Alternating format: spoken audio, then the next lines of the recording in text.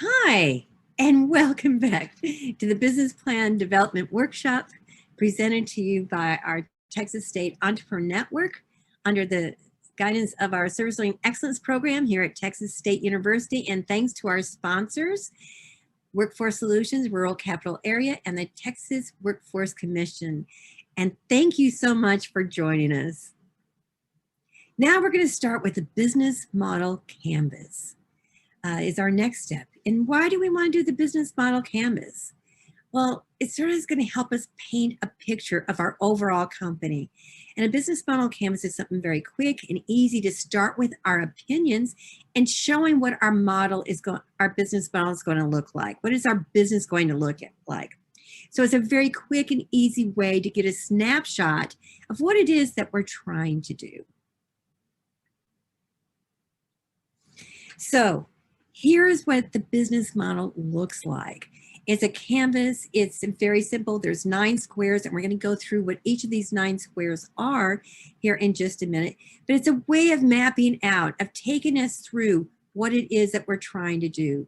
So the business model canvas has 9 elements, and they're all important. But what we're going to be focusing on initially as we're going through this, in this module and the next one, are their customer segments and our value proposition.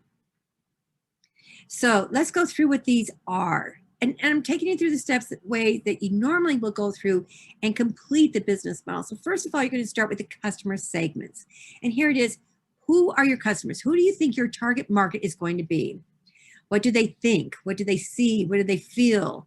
What is it? Who has this need of your product or service? And list as many as you can. Right now, when you're going through and doing this, you want to do this whole business model canvas in 20 minutes. You want to do it fairly quickly at first because right now it's all opinions. And so, again, not everybody cares about what you think. They want to know what the facts are. So this is just a starting point to map out our business. The next thing that you want to do is go into the value proposition box. So what's compelling about your product or service that you're offering to this target market? Why does this target market want? Why do they value what you have to give of your product or service? What problem is it that you're trying to solve for them? Next, you want to go, okay, so we have this customer. Here's what value that we're giving them, what problem that we're solving for them. How do we let them know that we have this solution for them? How do we get that information that you have this problem? Well, we have the solution for you. How do we let them know about that? So how do we get these promoted, sold, and delivered? And how do we know it's going to be working, that they will find out about us? So channels, how do we get that value to these customers? Let them know about our product and service. Then we want to look at how do we keep those people once they make that buy from us? How do we keep them as customers? So much easier to keep a customer than it is to get a new customer. So how do we develop those relationships? Because remember, people buy from people. They don't buy from businesses or companies. They're buying from people most of the time. That we're trying to develop a relationship. How are you going to interact with this customer? What journey are you going to have with your customers? Then we're going to start thinking about those revenue streams. How are you going to make money? What are you going to do about that? And we're going to talk in more detail about different ways of that revenue stream. But why are they going to make money? Why are you going to make money? Because after all, we're a company, right? We're not a nonprofit. And if we're a nonprofit, we usually will have some type of profit generating aspect to our nonprofit. But how are we going to make money so that this is more than just an idea? Then we want to think about what are the key activities that are important to keep this business becoming a repeatable, scalable business. What are the important things that we need to do?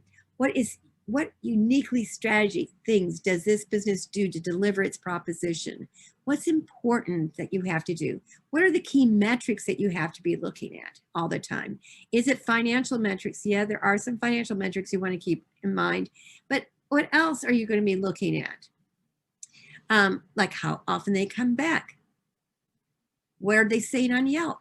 What are they selling on other social media? Are those the things that they're talking about?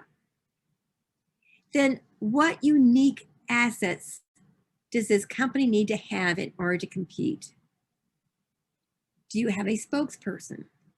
Are you the face of the business as the CEO of the business, as the founder of the business? What is important? What do you have to have? Are there important suppliers for your product that you have to meet a certain quality level? What is important in doing that? And then key partners. Who else needs to be with you on this journey to make sure it's successful? And what is it that you have to do to make sure you can meet these key activities that have to be done in order to provide this product and service? What's important? If you're having a restaurant, is it important to have a particular type of chef that has a certain capability or skill set? Or are you that chef? And if so, then maybe you need a good manager, house manager, if you have that. And what about an accountant? But you would need to make sure you understand all that. And key metrics, especially in a restaurant, what's real important, right? Cost of goods sold.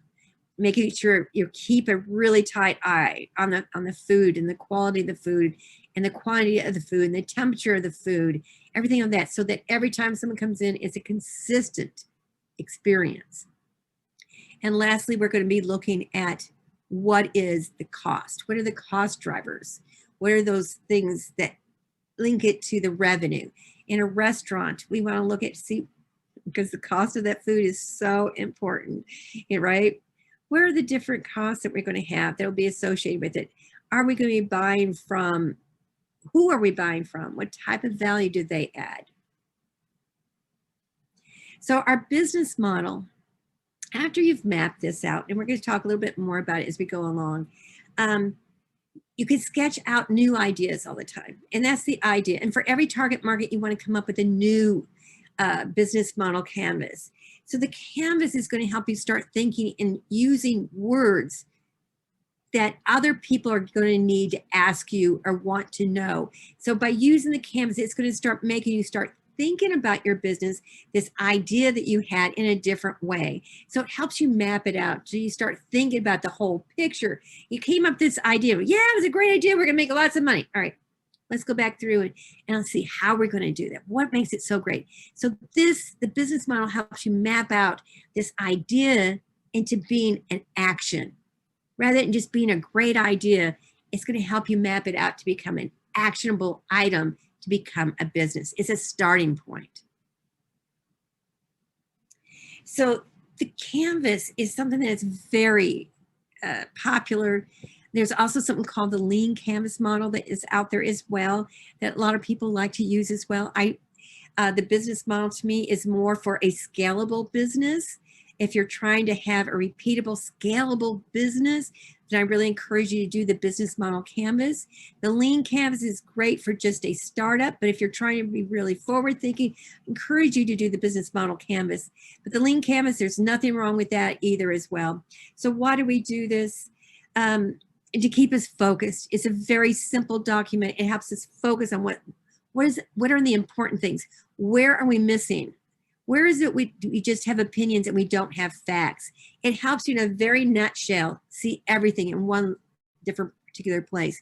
It's very flexible. It's very easy to tweet something on a single piece of paper than it is in a document that's 10 plus pages long if you're doing a whole business plan. Don't start with a business plan. Start with a business model canvas and use that to build your business plan. And it gives a clear picture for everybody on your team, to put everybody on the same page, that we're all working on the same problems. So we want to start sketching out our business model by creating guesses in each of the different 9 blocks.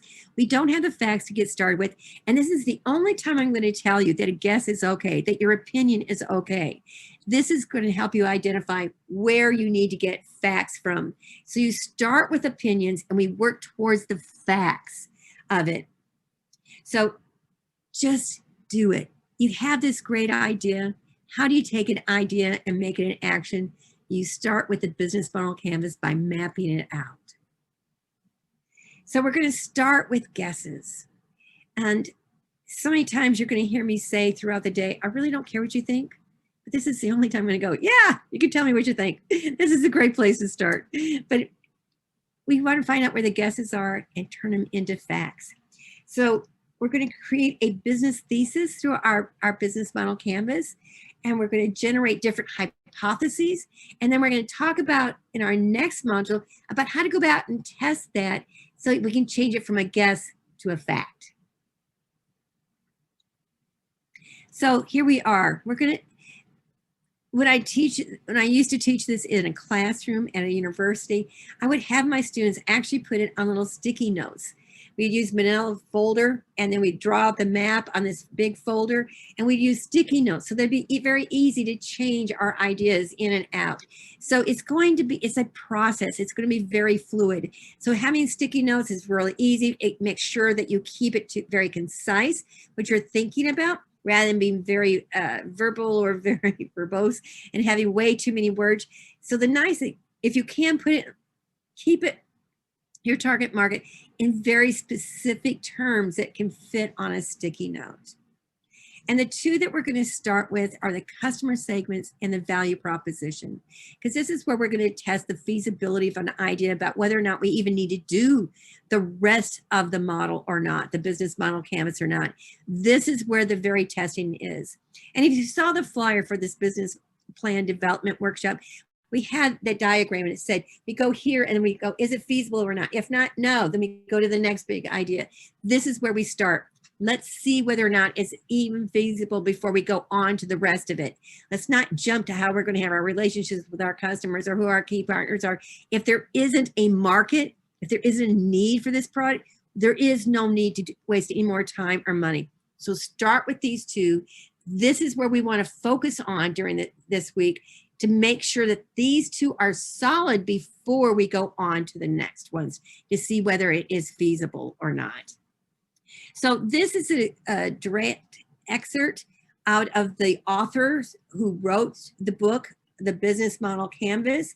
And here are some customer segments. Now, this will be in the handouts that are available to you, and then you can actually read them to get more detail. But this is going to give you more information about what is it that we're trying to do in a customer segment. And we're going to talk in more detail of this in a little bit later as well. But I just wanted to give this to you. The value propositions, exactly what problems or needs. And one of the things that we're going to try to find during this course, during this workshop, during your change in an idea from a concept to an implementation to an actual business, we want to find those hair-burning ideas. What do I have a problem right now that I need to solve immediately? Much easier to get money for that than if we have to create a need for our product or service. So that's where we start with those two. And for each target market, we want to see what values are, because the value will not be the same for every target market. So with each target market, you want to use a different color of a sticky note or different color of pen.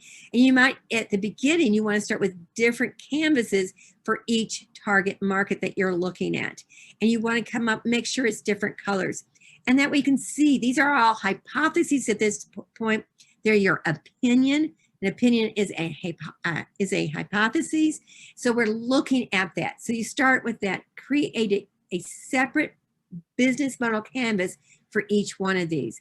And then after you have your brainstorming sessions, you throw out all the different possible ideas that you could possibly have out there. Then you're going to take it and put it into one. But you still keep the color so that they are color coordinated with each other as they go through and come through, that we follow, that we can see where they go. And then we're going to start talking about channels. Again, this is from the author, from Alexander Cohen, of what would go in here. And this is more, I put this on the slides because this would be part of your handout that you have, that you can have exactly the details. And again, we've gone through this channels. How will we get that?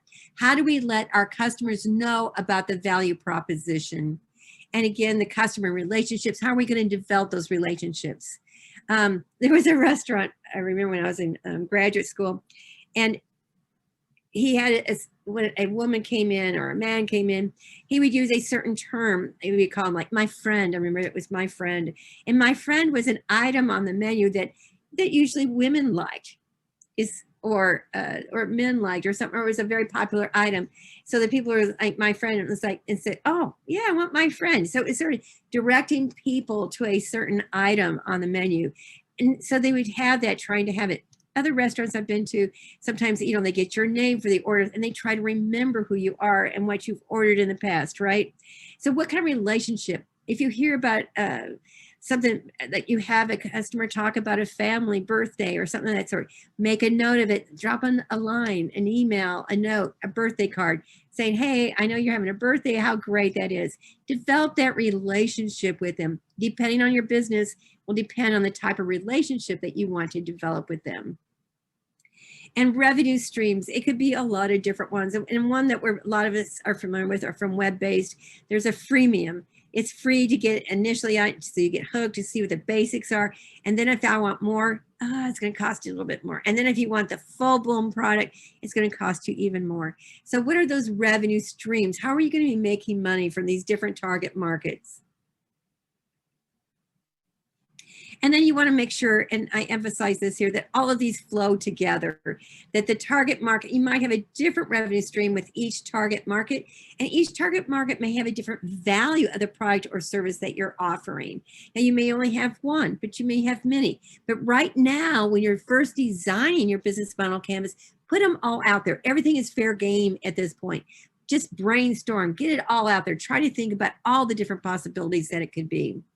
And then when you're talking about key activities, what keeps the productivity correct? What keeps that level of quality that it needs to be for your customers?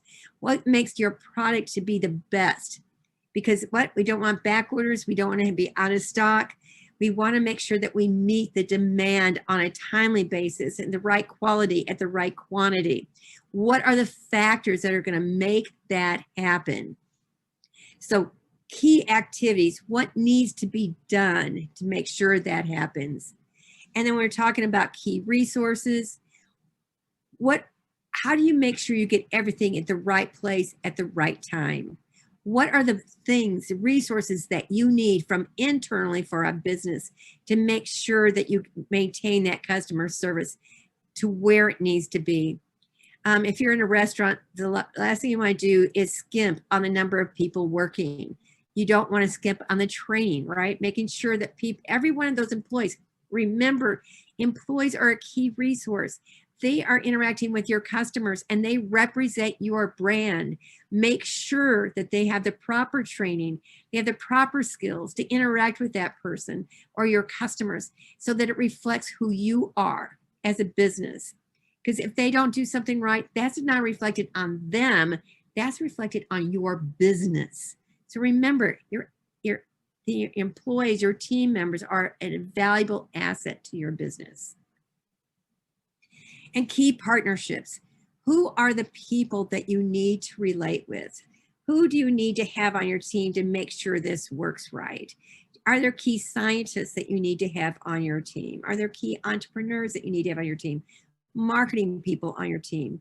Who are the key partnerships that you need to have to make sure that this is the viable business, is repeatable, scalable business that you want it to be? And lastly, the cost structure. What are the costs that are going to be in there? What are the direct costs? What are the indirect costs? And we're going to talk about some of this when we get into the financial section. But right now, all we want you to do is think about it. So if you'd like, you can pause your video right now and start writing up your business model canvas. That'll be the exercise that you want to do. And remember, don't spend any more than 20 minutes on it. This is supposed to give you our rough estimates, because we're going to be talking about later on how to validate all of those different squares in the next section. So after you have it all put together, what is it that you want to do? Does this all make sense? Sit back, look at the big picture of what you've developed of this business model canvas.